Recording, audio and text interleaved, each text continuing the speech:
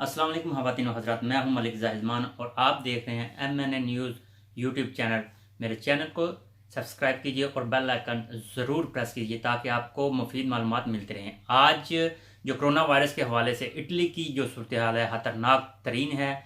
आज इसने सारे रिकॉर्ड तोड़ दिए हैं। अमवात के हवाले से आज 969 अमवात यानी कि 969 अमवात जो हैं हो चुकी हैं।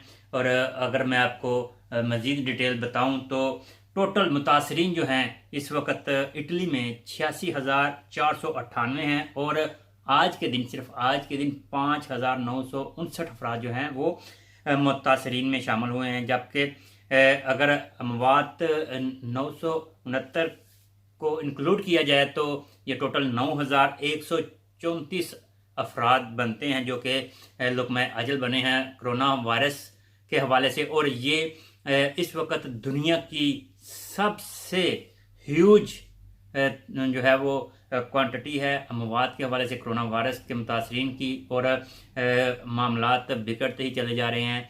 पिछले कुछ दिनों में 600-700 देखने में आ रहा था जो कि एक परेशान कुन जो हालात थे वो हम उम्मीद कर रहे थे कि ये कम होगा आस्ता आस्ता, जिस लेवल पे आ चुका है अब इससे कम ही बतदरीज अमवात होंगी। लेकिन आज के फिगर्स ने हैरान परेशान करके रख दिया हमें, क्योंकि ये इटली की पूरे सिनारियो देखा जाए जब से कोरोना वायरस शुरू हुआ है तब से लेके अब तक की अमवात जो है वो ह्यूज तरीन अमवात हैं। 969 अमवात हो चुकी हैं आज के दिन और टोटल 9,134। और जिस तरह ये फिगर्स जा रहे हैं तो ये कहना जो है बादियों नज़र नहीं होगा कि ये 10,000 पे कल तक जो है वो 28 मार्च तक पहुंच जाएगी। और आज 9,134 है।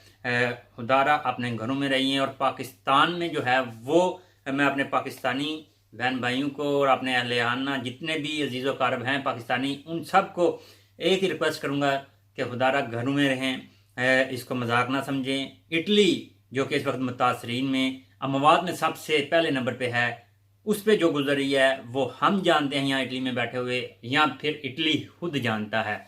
और इसके साथ साथ जो सूरत हाल है कर्फ्यू की या लॉकडाउन की, वो उसमें गवर्नमेंट ऑफ इटली ने मज़ीद सख्ती कर दी है। पहले जो 200 जुर्माना था वो 400 से 3,000 तक चला गया है। और जगह जगह चेकिंग है।